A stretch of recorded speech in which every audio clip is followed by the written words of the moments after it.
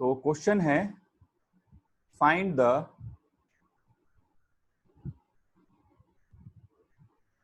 Number of atoms, find the number of atoms in following. इनमें जो नीचे लिखी हुई चीजें हैं इनमें नंबर ऑफ एटम्स आप निकालो। ये क्वेश्चन है, ठीक है। क्या क्या दिया हुआ है? फर्स्ट ए पार्ट में दिया हुआ है आपको 54 ग्राम ऑफ एल्यूमिनियम, ठीक है। एल्यूमिनियम का रिलेटिव एटॉमिक मास 27 के बराबर होता है, ठीक है। 54 gram of aluminium. B part में आपको बच्चों दिया हुआ है 3 kg of carbon, 3 kg of carbon. Carbon का रिलेटिव एटॉमिक मास 12 के बराबर होता है, ठीक है। क्वेश्चन में गिवन रहेगा। सी पार्ट में आपको दिया हुआ है 12 म्यू जी मतलब माइक्रोग्राम, ठीक है, ऑफ मैग्नीशियम। मैग्नीशियम का रिलेटिव एटॉमिक मास 24 होता है। और डी पार्ट में आपको दिया हुआ है, डी पार्ट में आपको दिया है let's say 46 AMU of sodium Na। Sodium का रिलेटिव एटॉमिक मास 23 होता है, ठीक है। अच्छा, ये जो K लगा हुआ है इसका मतलब है किलोग्राम, राइट। कहीं पर भी किलो आ जाए, किलो कहीं पर भी आ जाए, K लिखा हुआ हो तो किलो का मतलब होता है 10 रेज टू दी पावर 3। ऐसा सब बच्चे याद रखेंगे। किलो का मतलब होता है 10 रेज टू दी पावर 3, 1000। तो किलोग्राम मतलब 1000 ग्राम, किलोमीटर मतलब 1000 मीटर, एंड सो ऑन। तो किलो का मतलब 10 की पावर 3। ये जो यहां पर लिखा हुआ है म्यू, इसको पढ़ते हैं माइक्रो। म्यू को क्या पढ़ते हैं? म्यू को पढ़ते हैं माइक्रो। और माइक्रो का मतलब होता है 10 raise to the power -6। Micro का मतलब होता है 10 रेज टू दी पावर -6। तो माइक्रोमीटर का मतलब 10 की पावर -6 मीटर। माइक्रोग्राम मतलब 10 की पावर -6 ग्राम। ये सब कुछ प्रीफिक्सेस हैं जो यूनिट के आगे लगाए जाते हैं। इनका हमको एक बार एक जनरल मीनिंग याद कर लेना होता है, बाकी हर जगह वही सेम रहता है, ठीक है। तो किलो मतलब 10 raise to the power 3, micro मतलब 10 रेज टू दी पावर -6। इसी तरह से मैं आपको और जैसे जैसे आप पढ़ेंगे मैं क्वेश्चन के थ्रू ही आपको कुछ बेसिक जो जरूरत पड़ती है उसको आपको याद करवाता रहूंगा। तो micro means 10 raise to the power -6। एक और बड़ा कॉमन है, याद रखिएगा, मिली। मिली को हम लोग स्मॉल m से रिप्रेजेंट करते हैं, स्मॉल m। कैपिटल M नहीं होना चाहिए। कैपिटल M होता है तो वो मेगा हो जाता है, ठीक है। कैपिटल M अगर होता है तो वो मेगा हो जाता है। जैसे आप सपोज करो ऐसे लिखा होगा mg, छोटा mg, तो इसका मतलब निकलेगा बच्चों मिलीग्राम। इसका मतलब निकलेगा मिलीग्राम, ठीक है। और बड़ा M G लिखा होगा तो इसका मतलब निकलेगा मेगाग्राम, ठीक है। तो छोटा m का मतलब है मिली, बड़े m का मतलब है mega. Milli stands for 10 raise to the power -3 milligram, है ना। And mega stands for 10 raise to the power +6। तो अभी देखिए जल्दी जल्दी में आपको मैंने 4 प्रीफिक्सेस जो बड़े कॉमन है याद करवा दिए। क्वेश्चन अभी स्टार्ट ही हुआ है, क्लास अभी जस्ट स्टार्ट ही हुई है, लेकिन 4 बड़े इंपॉर्टेंट प्रीफिक्सेस हम लोग समझ गए तुरंत। किलो मतलब 10 की पावर 3, माइक्रो मतलब 10 की पावर -6, मिली मतलब 10 की पावर -3, और मेगा मतलब 10 रेज टू दी पावर +6, ठीक है। तो ये 4 तो याद हो गए, और भी कुछ कुछ इंपॉर्टेंट हैं, उनको हम लोग समय समय पर देखते रहेंगे। तो अभी आपका काम ये है कि इन क्वेश्चंस को आप अटेम्प्ट करिए। चलिए, तो let us discuss question number A. तो ए वाला क्वेश्चन हम लोग अगर डिस्कस करें तो यहाँ पे क्वेश्चन को पढ़ो ध्यान से, देखो क्या पूछा जा रहा है तुमसे।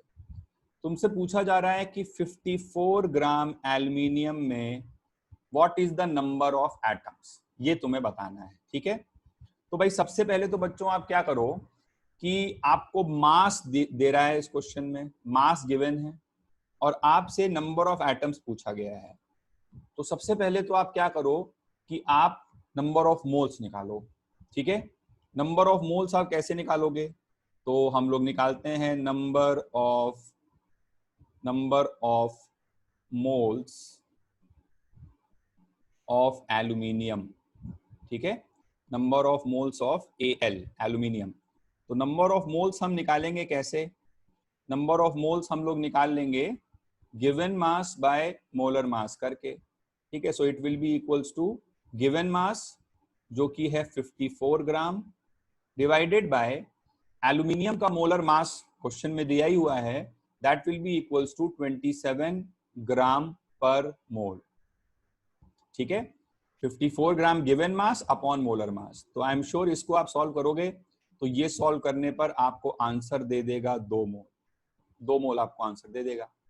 तो 2 मोल एल्यूमिनियम है, तो 2 मोल अगर एल्यूमिनियम है तो उसमें नंबर ऑफ एटम्स कितने हो जाएंगे, नंबर ऑफ एटम्स कितने होंगे भाई, 1 मोल का मतलब होता है एवोगैड्रो कांस्टेंट Na, जैसे 1 दर्जन का मतलब 12 होता है, वैसे 1 मोल का मतलब Na होता है।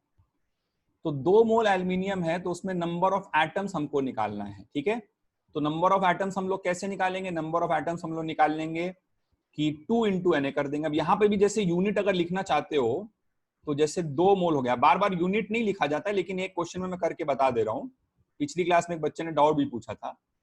तो 2 मोल है तुम्हारे पास। ठीक है, तो 2 मोल एल्यूमिनियम है और इसको मल्टीप्लाई करोगे किससे, Na से। तो Na का जो यूनिट है बच्चों, ठीक है, Na का यूनिट जो है वो होता है पर मोल। जैसे डजन का क्या होता है 12 पर डजन, वैसे Na का जो यूनिट है वो होता है 6.02 into 10 raise to the power 23 पर मोल।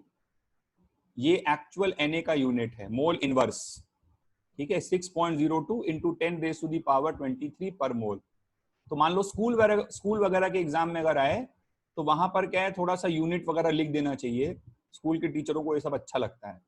ठीक है, तो 6.02 into 10 raise to the power 23 पर mole, this is the unit of Na। अगर यूनिट लगा के करना चाहते हो, वैसे तो बात समझ में आ ही रही है कि 2 मोल है तो 2 इंटू Na कर देना है बस। ठीक है, तो बार बार इतना यूनिट वगैरह नहीं लगाएंगे, पहला क्वेश्चन है इसलिए ठीक है देख ले रहे हैं। तो ये मोल मोल यहां से कैंसिल आउट हो जाएगा और इसको जब आप सॉल्व करोगे तो ये 2 इंटू 6.02 करोगे जब, ठीक है, तो ये आएगा 12.04 into 10 raise to the power 23। 12.04 into 10 raise to the power 23, 2 2 4 और 2 6 12। अब इसको आप लिखोगे 1.204 into 10 raise to the power 24। इस तरह से जो लिखा जाता है इसको बोलते हैं साइंटिफिक नोटेशन। इसके बारे में हम लोग और चर्चा अभी करने जा रहे हैं। ठीक है, साइंटिफिक नोटेशन इसको बोलते हैं, this is known as the scientific notation. कि थोड़ा सा साइंटिफिक नोटेशन के बारे में बता देता हूं। ठीक है, तो हेडिंग हम लोग डालते हैं साइंटिफिक नोटेशन। तो साइंटिफिक नोटेशन ऐसी कोई खास चीज नहीं है, कुछ साइंटिस्ट के द्वारा निकाली गई एक यूनिवर्सल प्रैक्टिस है कि किसी नंबर को हम लोग एक पर्टिकुलर मैनर में ही हमेशा रिप्रेजेंट करेंगे। ठीक है, तो जब नंबर्स बहुत ज्यादा छोटे या बहुत ज्यादा बड़े होने लगते हैं तब इसकी जरूरत खास पड़ती है ना।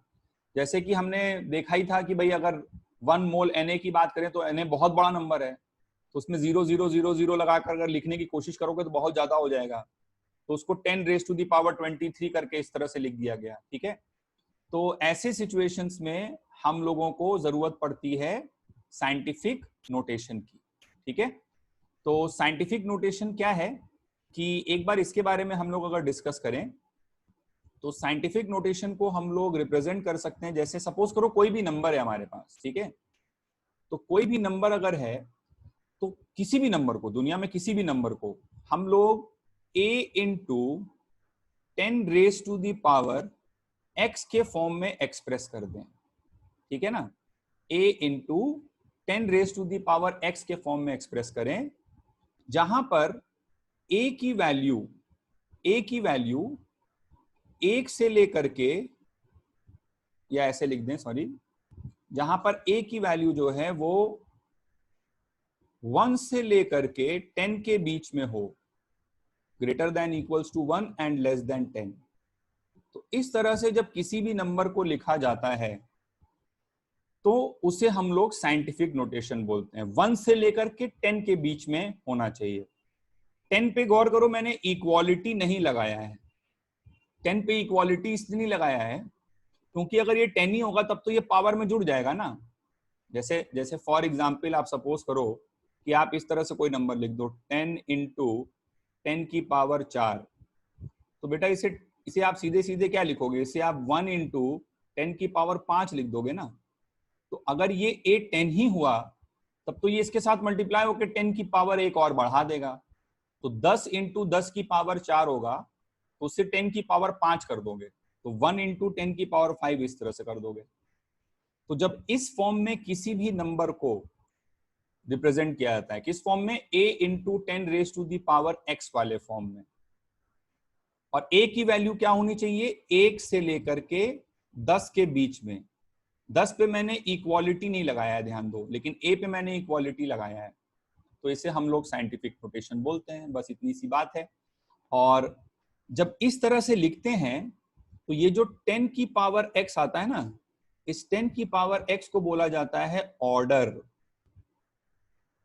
या फिर इसे बोला जाता है एक्सपोनेंट ऑफ द नंबर। जैसे तुमसे पूछा जाए कि जैसे तुमने देखा था कि भाई एवोगैड्रो कांस्टेंट, तो एवोगैड्रो कांस्टेंट की value 6.02 into 10 raise to the power 23 होती है, ठीक है। तो ये देखो, ये साइंटिफिक नोटेशन में लिखा हुआ है एवोगैड्रो कांस्टेंट। तो पूछा जाए कि एवोगैड्रो कांस्टेंट का ऑर्डर क्या है, किस ऑर्डर का है, तो एवोगैड्रो कांस्टेंट का ऑर्डर हो जाएगा, एवोगैड्रो कांस्टेंट का जो ऑर्डर है, आप बोलोगे कि Avogadro constant 10 raise to the power 23 के ऑर्डर का है। तो साइंटिफिक नोटेशन में लिखने के बाद जो 10 raise to the power x वाली चीज आ रही है उसी को ऑर्डर या एक्सपोनेंट बोला जाता है। तो ये एवोगैड्रो कांस्टेंट साइंटिफिक नोटेशन में लिखा हुआ है। अब पूछे क्वेश्चन की किस ऑर्डर का है Avogadro constant, what is the order of Avogadro constant, किस ऑर्डर का है एवोगैड्रो कांस्टेंट, तो आपका जवाब हो जाएगा 10 की पावर 23। इसी तरह से आप जानते हो बच्चों 1 AMU कितना होता है, 1 AMU होता है 1.66 into 10 raise to the power -24 gram. तो ये देखो 1 AMU साइंटिफिक नोटेशन में लिखा हुआ है, this is scientific notation for 1 AMU।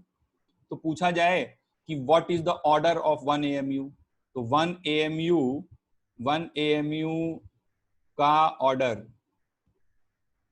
Order क्या है, ये पूछा जाए, what is the order of 1 AMU, तो 1 AMU को ऑर्डर आप बोलोगे 10 की पावर -24 के ऑर्डर का है। साइंटिफिक नोटेशन में जब लिख देते हैं तो ये जो चीज आती है इसी को ऑर्डर बोलते हैं। सो द क्वेश्चन इज कि रिप्रेजेंट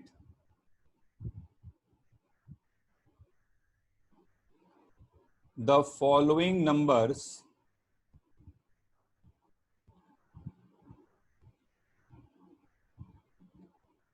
इन साइंटिफिक नोटेशन। निम्नलिखित नंबरों को साइंटिफिक नोटेशन में लिख के दिखाओ। पहला नंबर है 0.00024, ये साइंटिफिक नोटेशन नहीं है। दूसरा नंबर है दूसरा नंबर है 42873.2।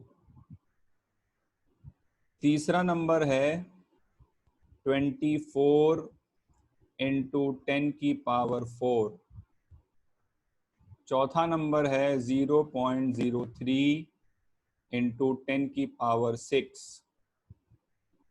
पांचवा नंबर है 6। सातवां नंबर है 1000। आठवां नंबर है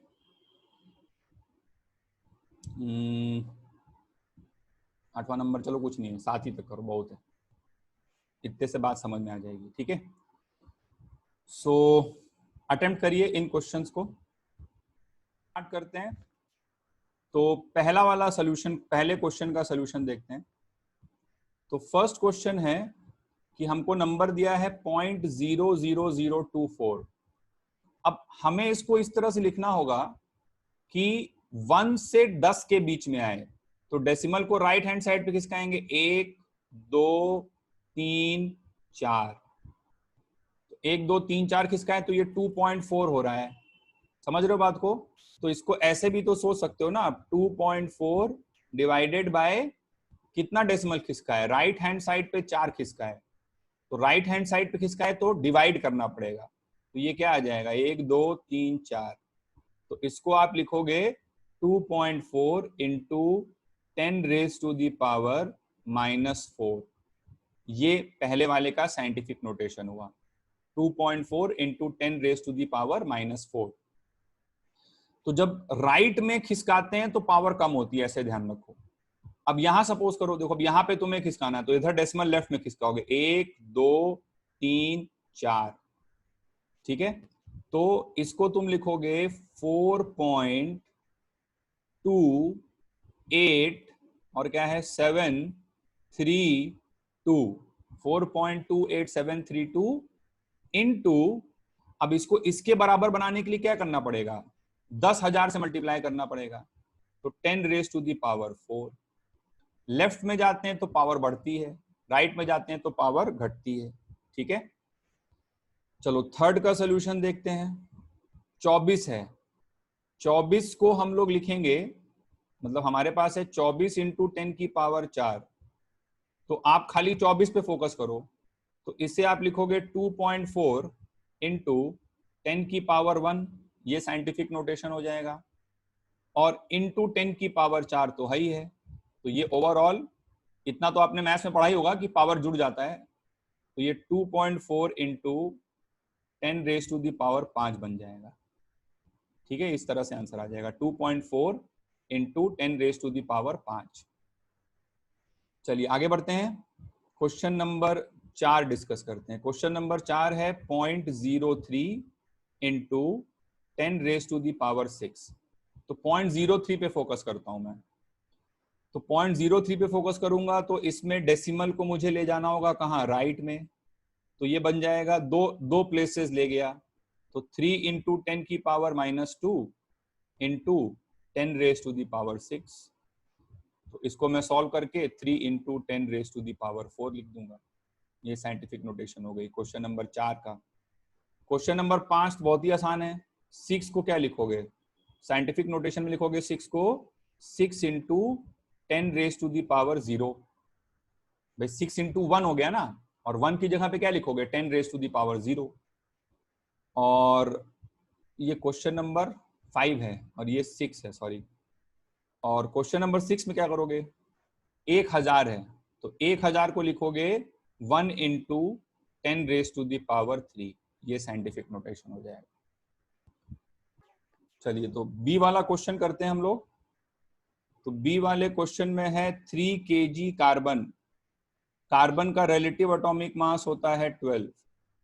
तो हम लोगों ने क्या किया, सबसे पहले नंबर शॉर्ट फॉर्म में लिख दे रहे हैं, number of moles of carbon निकाला।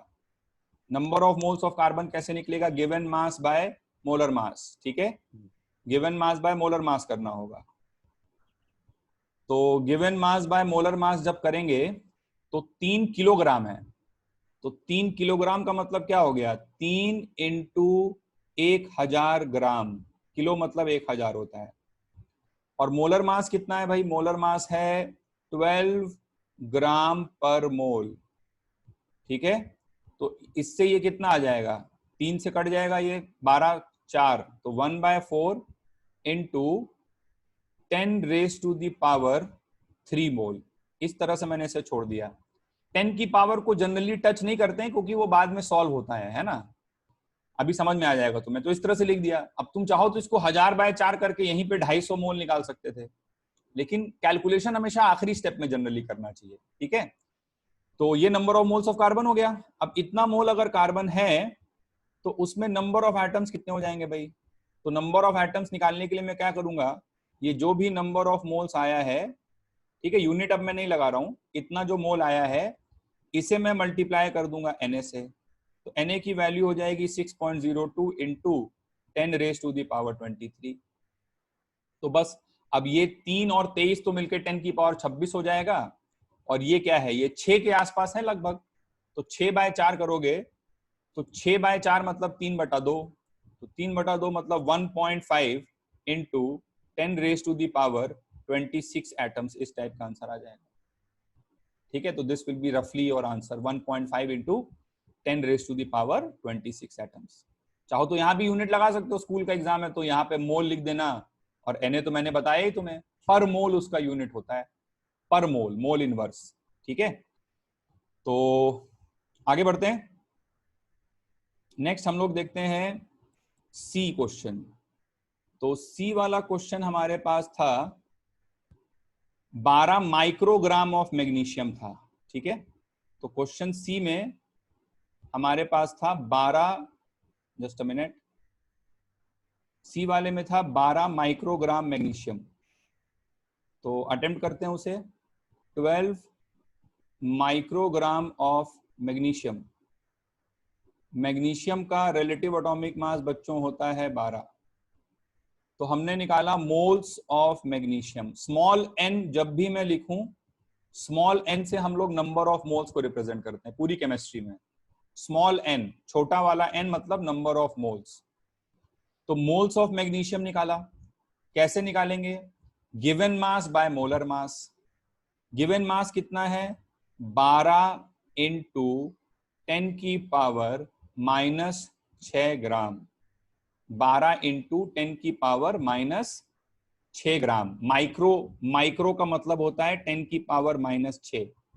ठीक है, गिवन मास अपॉन मोलर मास। मैग्नीशियम का, सॉरी मैंने यहां लिख दिया 24 होता है, 12 नहीं, इसको चेंज कर दो। ये गिवन मास हो गया, माइक्रोग्राम दिया हुआ है, गिवन मास है 12 इंटू 10⁻⁻6 अपॉन मोलर मास है 24 ग्राम पर मोल, राइट। तो ये हमारे पास आ जाएगा 1/2 इंटू 10⁻⁻6 मोल। 10 की पावर को मैंने टच नहीं किया, छोड़ दिया ऐसे। ठीक है, तो ये नंबर ऑफ मोल्स आया। स्मॉल n मतलब नंबर ऑफ मोल्स। अच्छा, इतना नंबर ऑफ मोल्स है तो नंबर ऑफ एटम्स कितना हो जाएगा, नंबर ऑफ एटम्स हो जाएगा 1/2 इंटू 10⁻⁻6, ये तो नंबर ऑफ मोल्स है, और इसको हम लोग 6.02 इंटू 10⁻23 से मल्टीप्लाई कर देंगे। तो ये क्या होगा भाई, 2 से कटेगा, ये बन जाएगा 3.01, 2 से कट के, और ये तो सॉल्व हो ही जाएगा, इंटू 10⁻17 एटम्स। ये आ जाएगा सी वाले पार्ट का आंसर। तो जो डी पार्ट था उसमें था 46 AMU of sodium, and sodium has a relative atomic mass of 23। ठीक है, सोडियम का रिलेटिव एटॉमिक मास 23 है, तो 46 AMU, अब सोडियम के एक एटम का मास 23 AMU है। ठीक है, mass of one sodium atom, इसे नोट कर लीजिए, mass of one sodium atom is equals to 23 AMU। तो 46 AMU का क्या मतलब हो जाएगा, 46 एमयू मतलब 2 सोडियम एटम, तो यहां मोल निकालने की जरूरत नहीं है। एएमयू में दिया हुआ तो ये तो बहुत थोड़ा सा मास है ना, तो नंबर ऑफ एटम्स यहां पर कितने हो जाएंगे, नंबर ऑफ एटम्स यहां पर 2 हो जाएंगे। ठीक है, तो हमने ये फर्स्ट वैरायटी ऑफ क्वेश्चंस किया जहां पे हमने मास से नंबर ऑफ एटम्स निकाला। पहले given mass by molar mass करके नंबर ऑफ मोल्स निकाला, और फिर उसके बाद उसे Na से मल्टीप्लाई करके नंबर ऑफ एटम्स निकाला। ठीक है, आइए दूसरे टाइप के क्वेश्चंस करते हैं जहां पर हमें मास निकालना होगा। Find the mass of following, find the mass of following. ठीक है, फर्स्ट पार्ट है 3.01 into 10 raise to the power 24 atoms of calcium. Calcium का रिलेटिव एटॉमिक मास है 40। Number 2 1.204 into 10 raise to the power 21 atoms of sulphur. Sulphur का relative atomic mass है 32। और third question है 4 atoms of phosphorus. Phosphorus का relative atomic mass है 31। तो start करते हैं पहले फर्स्ट वाले क्वेश्चन से। तो हम लोगों को क्या है, यहाँ पे नंबर ऑफ एटम्स दिया हुआ है। ठीक है, नंबर ऑफ एटम्स दिया हुआ है और हम लोग को मास निकालना है। तो हम लोग क्या करेंगे, पहले मोल्स ऑफ कैल्शियम निकालेंगे। छोटा n मतलब number of moles, moles of calcium निकालेंगे। तो कैल्शियम का मोल्स कैसे निकाल लेंगे भाई, नंबर ऑफ एटम्स है 3.01 into 10 raise to the power 24, और इसको हमें डिवाइड करना पड़ेगा Na से, तो वो हो जाएगा 6.02 into 10 raise to the power 23। इसको सॉल्व करोगे आपको ये बात तो समझ में आ ही रही होगी कि ये इससे कैंसिल आउट हो जाएगा 2 टाइम्स, और ये कटेगा, ऊपर बचेगा 10। 10/2 यानी कि 5 मोल आ जाएगा। तो 5 मोल कैल्शियम का हमको मास बताना है। तो कैल्शियम का मोलर मास होता है 40 ग्राम, 1 मोल का मास 40 ग्राम है। तो 5 मोल का मास कितना हो जाएगा, 5 मोल कैल्शियम है और मोलर मास है 40 ग्राम पर मोल। तो मोल मोल कट जाएगा यहां से, और ये कितना आ जाएगा, 200 ग्राम। ठीक है, इसमें नंबर ऑफ एटम्स दिया हुआ है और तुम्हें मास निकालना है। तो नंबर ऑफ एटम से पहले तुम क्या करो कि Na से डिवाइड करो और मोल्स निकालो। ठीक है, तो मोल्स आ गया तुम्हारे पास। अब कैल्शियम का मोलर मास 40 है, तो 1 मोल का मास 40 ग्राम है, तो 5 मोल का मास इंटू 5 कर दो आप, सीधे सीधे हो गया क्वेश्चन खत्म। ठीक है, क्वेश्चन नंबर 2 देखो, 2 में क्या करेंगे। क्वेश्चन नंबर 2 था कि हमें दिया हुआ था, कितना दिया था, 1.204 इंटू 10 की पावर 21। तो पहले हम लोग निकालेंगे मोल्स ऑफ सल्फर। तो मोल्स ऑफ सल्फर निकालेंगे 1.204 इंटू 10 की पावर 21 डिवाइडेड बाय Na करना पड़ेगा। तो 6.02 इंटू 10 की पावर 23। चलो फिर क्या करते हैं कि अब मुझे दिखाई दे रहा है कि 1/10 इसको दे दूं, अगर मल्टीप्लाई कर दूं 1/10 से, 1/10 से मल्टीप्लाई कर दूं तो 12.04 इंटू 10 की पावर 20 बनेगा, अपॉन 6.02 इंटू 10 की पावर 23। ये तो एज इट इज रहेगा। मैंने 1/10 इसको दे दिया, तो 1/10 इसको दिया तो ये 12.04 आ गया, और ये 10 की पावर 20 बन गया। अब ऐसा क्यों किया मैंने, तो ऐसा इसलिए किया ताकि ये एग्जैक्टली कट जाएगा ना इससे अभी 2 बार। ठीक है, समझ रहे हैं बात को। तो यहां से मेरे पास आ जाएगा, यहां से मेरे पास आएगा मोल्स ऑफ